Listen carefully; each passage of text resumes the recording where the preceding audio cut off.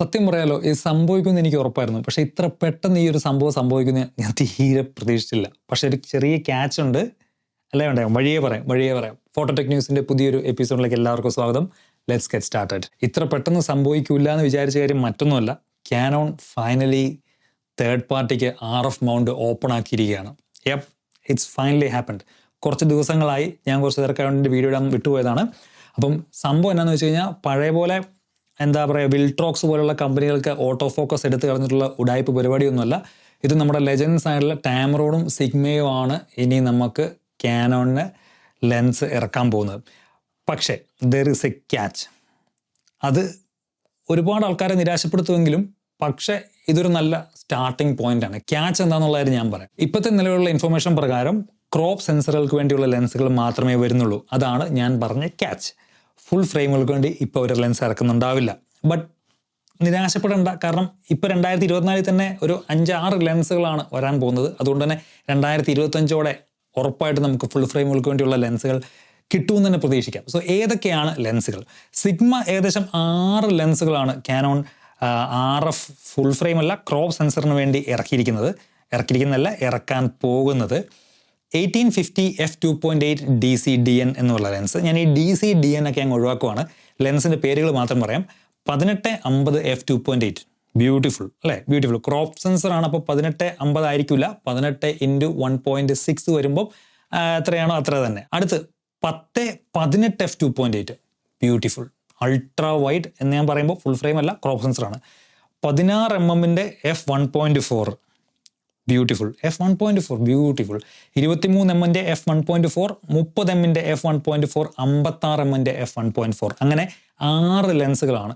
2 zoom ലെൻസുകളും ബാക്കി 4 prime ലെൻസുകളാണ്. ഇത് art ലെൻസുകളാണോ അല്ലയോ എന്നുള്ള കാര്യത്തെക്കുറിച്ച് ക്ലിയർ ആയിട്ടുള്ള ഐഡിയ ഇല്ല. പക്ഷേ ഇറ്റ്സ് ബ്യൂട്ടിഫുൾ. നല്ല ലെൻസുകളായിരിക്കും. ടാമറോൺ പുറകെ ഉണ്ട്, ഒന്നും വിഷമിക്കേണ്ട. പക്ഷെ ഒരൊറ്റ ലെൻസേ ഉള്ളൂ. 1120 f2.8, 1120 f2.8. കുഴപ്പമില്ല. ഇതെല്ലാം നല്ലൊരു പ്രൈസ് റേഞ്ച് തന്നെയായിരിക്കും വരുന്നത്. ഇതൊന്നും ഒരു ലീക്കുകളല്ല, സിഗ്മയുടെ ഒഫീഷ്യൽ അല്ലെ ടാമറോണിൻ്റെ ഒഫീഷ്യൽ വെബ്സൈറ്റിൽ നിന്നുള്ള ന്യൂസുകളാണ്. അപ്പോൾ ഇനിയിപ്പം സോണി യൂസേഴ്സിന് അധികം ക്യാനോണിനെ കുറ്റം പറഞ്ഞുകൊണ്ടിരുന്ന ഒരേ ഒരു കാര്യമായിരുന്നു തേർഡ് പാർട്ടി ലെൻസ് ഇല്ല. ഐ മീൻ വാലിഡ് ആയിട്ടുള്ള കാര്യത്തിൽ ഇപ്പോൾ ഇഷ്ടംപോലെ ആൾക്കാർ പറയുന്നുണ്ട്. പക്ഷേ തേർഡ് പാർട്ടി ലെൻസുകൾ തുറന്നു കഴിഞ്ഞിരിക്കുന്ന മക്കളെ, അതിനിപ്പം അധികം പറയാൻ ആർക്കും ഒന്നും ഉണ്ടാവില്ല. So anyway, I M so happy. So in ഫ്യൂച്ചറിൽ എൻ്റെ 2470 f2.8 കേടായി പോയി. അപ്പോൾ ഞാനിതിങ്ങനെ വെയിറ്റ് ചെയ്ത് നിൽക്കുവാണ്. എന്താണ്, എനിക്ക് 2470 RF എടുക്കണമെങ്കിൽ $30,000-4000 $2 ലക്ഷം രൂപയ്ക്ക് അടുത്ത് വരുന്നുണ്ട്. അതേ നേരത്ത് 1-1.5 വർഷം കൂടെ ഒന്ന് പിടിച്ച് നിൽക്കാമെങ്കിൽ ഒരു പക്ഷേ സിഗ്മയോ ടാമറോൻ്റെയോ വന്നെങ്കിലോ അതിനോട് നിൽക്കുകയാണ്. അതുകൊണ്ട് 30 mm f1.4 എടുത്തു. It's A nice lens. എനിക്ക് ഇഷ്ടപ്പെട്ടു. സിഗ്മയുടെ EF ലെൻസാണ്, ബ്യൂട്ടിഫുൾ. അതിൻ്റെ അകത്ത് ഷൂട്ട് ചെയ്യുന്നത്. എനിവേ, നമുക്ക് അടുത്ത വാർത്തയിലേക്കും. അടുത്ത വാർത്ത എന്ന് പറഞ്ഞു കഴിഞ്ഞാൽ ഡാവിഞ്ചി റിസോൾവ് 19 ബീറ്റ വന്നിരിക്കുകയാണ്. ഒന്നും പറയണ്ട മക്കളെ, ഒരുപാട് ഫീച്ചേഴ്സ് ഉണ്ട്. ഇതിൽ പല ഫീച്ചേഴ്സും എന്തൊക്കെയാണെന്നുള്ള കാര്യം എനിക്ക് സത്യം പറഞ്ഞാൽ മനസ്സിലായിട്ടില്ല. ഐ മീൻ, പല കോംപ്ലിക്കേറ്റഡ് സാധനങ്ങളുണ്ടെങ്കിലും വളരെ സിമ്പിൾ ആയിട്ടുള്ള കാര്യങ്ങളൊക്കെ ഒരുപാടുണ്ട്. മ്യൂസിക് റീമിക്സർ എന്ന് പറഞ്ഞൊരു സാധനം അതിൻ്റെ അകത്തുണ്ട്. ഞാൻ കൂടുതൽ ഡീറ്റെയിൽസിലേക്ക് പോകുന്നില്ല, നമുക്ക് പതുക്കെ അതിനെക്കുറിച്ചൊരു വീഡിയോ ചെയ്യാം. ഇത് ബീറ്റ വേർഷനാണ്, ഒഫീഷ്യലല്ല. ബീറ്റ വേർഷൻ കഴിഞ്ഞിട്ട് ഒഫീഷ്യലിലേക്ക് പതുക്കെ വരും. പക്ഷേ മോസ്റ്റ്ലി സ്റ്റേബിളാണ്. ഞാൻ കഴിഞ്ഞ ദിവസം 3-4 ദിവസമായിട്ട് അതാണ് യൂസ് ചെയ്യുന്നത്. I like it. എനിക്ക് ഇഷ്ടപ്പെട്ടു. മ്യൂസിക് റീമിക്സർ എന്ന് പറഞ്ഞ സാധനം വന്നിട്ടുണ്ട്. നമ്മുടെ മ്യൂസിക്കുകൾ, നമ്മുടെ ബാക്ക്ഗ്രൗണ്ട് വരുന്ന മ്യൂസിക്കുകളുടെ ഡ്രം, ഗിത്താർ, ഇങ്ങനത്തെ സംഭവങ്ങളൊക്കെ ഓട്ടോമാറ്റിക്കായിട്ട് AI അനലൈസ് ചെയ്തിട്ട് ഇതിൽ ഏതെങ്കിലും ഒരെണ്ണം നമുക്ക് ഓഫ് ആക്കണമെങ്കിൽ ഓഫ് ആക്കാം, അല്ലെങ്കിൽ ഒരെണ്ണം മാത്രം ഓഫാക്കി ബാക്കിയെല്ലാം നിർത്തണമെങ്കിൽ അങ്ങനെ ഗിത്താർ തുടങ്ങിയ കാര്യങ്ങളൊക്കെ ഉണ്ട്. നമുക്ക് ഡീറ്റെയിൽ ആയിട്ട് അതിനെക്കുറിച്ച് പിന്നെ ഒരു ദിവസം കാണാം. കളർ സ്ലൈസ് എന്ന് പറഞ്ഞൊരു സാധനം വന്നിട്ടുണ്ട്. നമ്മുടെ ലൈറ്റ് റൂമിലുള്ള HSL പോലത്തെ ഒരു സാധനമാണ്. അതെന്നാന്ന് ഞാൻ പഠിച്ചുകൊണ്ടിരിക്കുന്നു. ഞാൻ not a videographer, so not that like പക്ഷേ ഇറ്റ്സ് ബ്യൂട്ടിഫുൾ. അടുത്ത് ഡീഫോക്കസ് എന്ന് പറഞ്ഞ സാധനം വന്നിട്ടുണ്ട്. ഇതൊക്കെ സ്റ്റുഡിയോയിലുള്ളതാണ്. ഇപ്പോൾ ഫ്രീ വേർഷനിൽ കളർ സ്ലൈസ് ഉണ്ട്, മ്യൂസിക് റീമിക്സർ ഉണ്ടാകാൻ സാധ്യതയില്ല. പിന്നെ ഡീഫോക്കസ് എന്നുള്ള സംഭവം വന്നിട്ടുണ്ട്. നമ്മുടെ സബ്ജക്റ്റിനെ ഫോക്കസ് ചെയ്തിട്ട് ബാക്ക്ഗ്രൗണ്ട് ബ്ലർ ആക്കുന്ന ഒരു സംഭവം. നമുക്ക് 5.6 എടുത്താലും ബാക്ക്ഗ്രൗണ്ട് ബ്ലർ ആക്കാൻ പറ്റും. റിവ്യൂസ് ഒക്കെ കണ്ടപ്പോൾ നല്ലതാണ്. ഫിലിം ലുക്ക് ക്രിയേറ്റർ എന്ന് പറഞ്ഞ സാധനം വന്നിട്ടുണ്ട്. അത് നമുക്ക് കളർ ഗ്രേഡിംഗ് ഒന്നും വലിയ കാര്യത്തിന് അറിയത്തില്ലെങ്കിലും CST ഉപയോഗിച്ച് നമ്മുടെ ലോഗോ ഫയലിനെ റെക്സാനോണിലേക്ക് കൺവേർട്ട് ചെയ്തിട്ട് ഈ ഫിലിം ലുക്ക് ക്രിയേറ്റർ എന്ന് പറഞ്ഞ ഈ സാധനം അങ്ങ് വലിച്ചിട്ട് കഴിഞ്ഞാൽ നമുക്ക് പലതരത്തിലുള്ള ഫിലിം ലുക്ക് ക്രിയേറ്റ് ചെയ്യാൻ പറ്റും. പിന്നെ കുറച്ച് അങ്ങോട്ടും ഇങ്ങോട്ടും സംഭവം ചെയ്താൽ മതി. ഓഡിയോ ട്രാക്കർ വന്നിട്ടുണ്ട്. അതായത് ഞാനത് വീഡിയോ കണ്ട പ്രകാരം കണ്ട ഓഡിയോ ട്രാക്കർ എന്ന് പറഞ്ഞു കഴിഞ്ഞാൽ, നമ്മളിപ്പോൾ ഒരു സൈക്കിൾ ഇങ്ങോട്ട് പോകുന്നൊരു വീഡിയോ ഉണ്ടെങ്കിൽ, എവിടെ നിങ്ങോട്ടൊരു സാധനം പോകുന്ന വീഡിയോ ഉണ്ടെങ്കിൽ ഓഡിയോ നമുക്ക് പണ്ട് കീ ഫ്രെയിം ഒക്കെ ചെയ്യണമായിരുന്നു. ഇപ്പം ബുദ്ധിമുട്ടൊന്നുമില്ല. വീഡിയോയിൽ ആ സബ്ജക്റ്റിനെ നമ്മൾ സെലക്ട് ചെയ്ത് ട്രാക്ക് ചെയ്ത് കഴിഞ്ഞാൽ ആ വീഡിയോയിലുള്ള സബ്ജക്റ്റ് പോകുന്ന വഴിക്ക് ഓഡിയോയും പോകും. ബ്യൂട്ടിഫുൾ. പിന്നെ ഓട്ടോമാറ്റിക് ഡക്കിങ് ഒക്കെ വന്നിട്ടുണ്ട് മ്യൂസിക് ഇങ്ങനെ സെലക്ട് ചെയ്ത്. പക്ഷേ ഇപ്പോഴും എനിക്ക് പ്രീമിയർ പ്രോ വെച്ച് നോക്കുമ്പം ഒരു സാധനം മിസ് ചെയ്യുന്നതെന്ന് വെച്ച് കഴിഞ്ഞാൽ മറ്റേ ഓട്ടോമാറ്റിക് മറ്റേ നമ്മുടെ പ്രീമിയർ പ്രോയ്ക്ക് അത് റീമിക്സ് ഉണ്ട്. അതായത് ഏത് പാട്ട് വലിച്ചിട്ടാലും നമുക്ക് 10 മിനിറ്റ് 20 മിനിറ്റ് ഒക്കെ നീട്ടി കൊടുക്കാം. ആ ഒരു സംഭവമില്ല, നമ്മൾ മുറിച്ച് വരണം. അതൊരു 5 മിനിറ്റ് സമയം ലാഭിക്കാവുന്ന ഒരു പരിപാടിയാണ്. അതുപോലെ തന്നെ ബ്ലാക്ക് മാജിക്കിൻ്റെ മൈക്രോ പാനൽ എന്ന് പറഞ്ഞ സാധനം വന്നിട്ടുണ്ട്. ബ്യൂട്ടിഫുൾ. നമ്മുടെ എഡിറ്റിങ്ങിനും കളർ ഗ്രേഡിങ്ങിനും ഉള്ള സാധനമാണ്. വളരെ ചെറുതാണ്, നമുക്ക് ഐപാഡിൽ ഉപയോഗിക്കാം, ഇതിലൊക്കെ ഉപയോഗിക്കാൻ പറ്റും. സാധനം വളരെ രസമുണ്ട് കാണാൻ. ഏകദേശം ഇവിടെ $1000 എങ്ങാണ്ടാണ് ഞാൻ കണ്ടത്.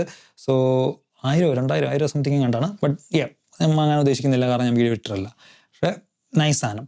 പിന്നെ ബ്ലാക്ക് മാജിക് ഓർസ എന്തെങ്കിലും ആയിക്കോട്ടെ, സിനി 12K എന്ന് പറഞ്ഞൊരു സാധനം വന്നിട്ടുണ്ട്. 16 സ്റ്റോപ്പ് ഡൈനാമിക് റേഞ്ച് ഒക്കെ ആയിട്ടുള്ള ഒരു അടിപൊളി സിനിമ ക്യാമറയാണ്. 12K, 9K, 8K, 4K, 4K 244 FPS ഒക്കെ ഉണ്ട്. $24,000 ഇവിടുത്തെ പൈസ. അതായത് 10-13 ലക്ഷം രൂപ വരുന്നുണ്ട്. പക്ഷെ നമ്മൾ ആരും അത് എടുക്കാൻ പോകുന്നില്ല, അതുകൊണ്ട് ഞാൻ കൂടുതൽ അതിനെക്കുറിച്ച് പോകുന്നില്ല.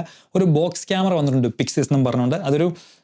അത് പക്ഷേ വളരെ ബഡ്ജറ്റ് ഫ്രണ്ട്ലിയാണ്. 6K ഫുൾ ഫ്രെയിം ആണ്, 13 സ്റ്റോപ്പ് ഡൈനാമിക് റേഞ്ച് ഉണ്ട്. കൂടുതൽ ഡീറ്റെയിലേക്ക് പോകുന്നില്ല. പക്ഷേ അത് $3,000 ഉള്ളൂ, അതായത് 1.5-2 ലക്ഷം രൂപയ്ക്ക് അങ്ങനെ ഒരു സാധനം കിട്ടും. പിന്നെ അടുത്തൊരു പ്രധാനപ്പെട്ട വാർത്തയാണ്, ഇതുവരെ സോണി ക്യാമറ യൂസ് ചെയ്യുന്ന ആൾക്കാർ തേർഡ് പാർട്ടി ലെൻസുകൾ ഉപയോഗിക്കുമ്പോൾ കമ്പനി പറയുന്ന ആ ഒരു ഫാസ്റ്റ് ഷട്ടർ ഉണ്ടല്ലോ. ഇപ്പോൾ A9-3 120 FPS ഉള്ള 120 FPS നമുക്ക് കിട്ടില്ലായിരുന്നു. 15 FPS കഴിഞ്ഞാൽ ആ രീതിയിലാണ് ഉള്ളതെന്നാണ് ഞാൻ കേട്ടത്. പക്ഷേ ഇപ്പോൾ സിഗ്മയുടെ 2 അപ്ഡേറ്റ് വന്നിട്ടുണ്ട്. അപ്പോൾ 2 ലെൻസുകൾക്ക് ഇനി നമുക്ക് 120 FPS ഷൂട്ട് ചെയ്യാൻ പറ്റും. അപ്പോൾ സോണി അലോ ചെയ്തതാണോ അതോ സിഗ്മ നൈസായിട്ട് അങ്ങ് ഇംപ്ലിമെൻറ്റ് ചെയ്തതാണോ എന്നാന്ന് അറിയില്ല. പക്ഷേ സോണി അലോ ചെയ്യാണ്ട് പരിപാടി നടക്കുമല്ലോ. സോണി നമുക്കെല്ലാം തേർഡ് പാർട്ടി ലെൻസുകൾ കൊടുക്കുമ്പോൾ ഒരു ക്യാച്ച് ഉണ്ടാവണമല്ലോ. അതാണ് ഇവിടെ ഉണ്ടായിരുന്നൊരു ക്യാച്ച്. അപ്പം ഇത് 2 ലെൻസുകളാണ്. 150-600 f/2 6.3 DN TGDN noise എന്ന് പറഞ്ഞ ലെൻസിനും സിഗ്മ 60-600 f 2.5 6.3 എന്ന് പറഞ്ഞ ഈ രണ്ടിലും A9-3 120 FPS ഇനി നിങ്ങൾക്ക് ഷൂട്ട് ചെയ്യാൻ പറ്റും. അതുപോലെ 15 വീഡിയോ അല്ല, photo. Final news, Adobe Max നടന്നായിരുന്നു കഴിഞ്ഞ ദിവസം. ഒരു വീഡിയോ ഓൺലൈൻ കോൺഫറൻസ് ആണ്. അപ്പോൾ അതിൻ്റെ ഫോട്ടോഷോപ്പിൻ്റെ പുതിയൊരു ബീറ്റ വേർഷൻ ഇൻട്രൊഡ്യൂസ് ചെയ്തിട്ടുണ്ട്. അടിപൊളി ഫീച്ചേഴ്സ്. ഐ മീൻ നിങ്ങളൊരു ഗ്രാഫിക്സ് ഡിസൈനറൊക്കെ ആണെങ്കിൽ ഫോട്ടോ എഡിറ്ററിനൊക്കെ എത്രത്തോളം ഇതൊക്കെ യൂസ്ഫുൾ ആവും ചോദിച്ചാൽ എനിക്കറിയത്തില്ല. ഞാൻ എൻ്റെ ഫോട്ടോയ്ക്കകത്ത് ഇല്ലാത്ത പുലീനെയും കടുവേനെയും കൊണ്ട് വെക്കാറില്ല, ഇല്ലാത്ത കെട്ടുവെള്ളമൊന്നും ഞാൻ കൊണ്ടുവെക്കാറില്ല, അതുകൊണ്ട് എനിക്കറിയത്തില്ല. ബട്ട് സ്റ്റിൽ നിങ്ങൾക്കൊരു കണ്ടന്റ് ക്രിയേറ്റ് ചെയ്യാൻ ഒരാളെ, ഇപ്പോൾ ഒരു ഗ്രൂപ്പ് ഫോട്ടോ ഒക്കെ എടുക്കുമ്പോൾ ഒരാളെ റിമൂവ് ചെയ്ത് അതിൻ്റെ ഒരു സംഭവം അടിപൊളിയാണ്. ഞാൻ അതിനെക്കുറിച്ചുള്ള വീഡിയോ ഇത് കഴിഞ്ഞ് ഇപ്പോൾ അങ്ങ് എടുക്കും. ഇതിൻ്റെ തൊട്ട് പുറകെ, അതായത് ഈ വീഡിയോ വന്നതിന് ശേഷം 2 ദിവസത്തിനുള്ളിൽ ആ വീഡിയോ വരാൻ സാധ്യതയുണ്ട്. അപ്പം ഒരുപാട് അടിപൊളി ഫീച്ചേഴ്സ് ഉണ്ട്. ഫോണ്ടുകളിലൊക്കെ കുറേ ഫീച്ചേഴ്സ് ഉണ്ട്. ഫയർഫ്ലൈയുടെ വേർഷൻ 3 ആണ്, 2 സ്കിപ്പ് ചെയ്തിട്ടുണ്ട്. അപ്പോൾ അങ്ങനെയുള്ള ഒരുപാട് ഫീച്ചേഴ്സ് ഉണ്ട്. സോ നമുക്ക് അതെന്താണെന്നുള്ള കാര്യത്തെക്കുറിച്ചൊരു ക്വിക്ക് വീഡിയോ ഞാൻ 2 ദിവസം വിളിച്ച് കഴിഞ്ഞാൽ നേരത്തെ പറഞ്ഞ പോലെ തന്നെ. അപ്പോൾ അത് കാണുക. അപ്പം ഇത്രയേ ഉള്ളൂ ഇന്നത്തെ പ്രധാനപ്പെട്ട ക്യാമറ വിശേഷം. So excited about Canon RF mount അല്ലേ. കാത്തിരിപ്പിന് ഫലമുണ്ടായ മക്കളെ. അപ്പം ഇനി ഫോട്ടോഷോപ്പിൻ്റെ മറ്റേ വീഡിയോ ആയിട്ട് നമുക്ക് അടുത്ത ദിവസം വീണ്ടും കാണാം. Take care, piece.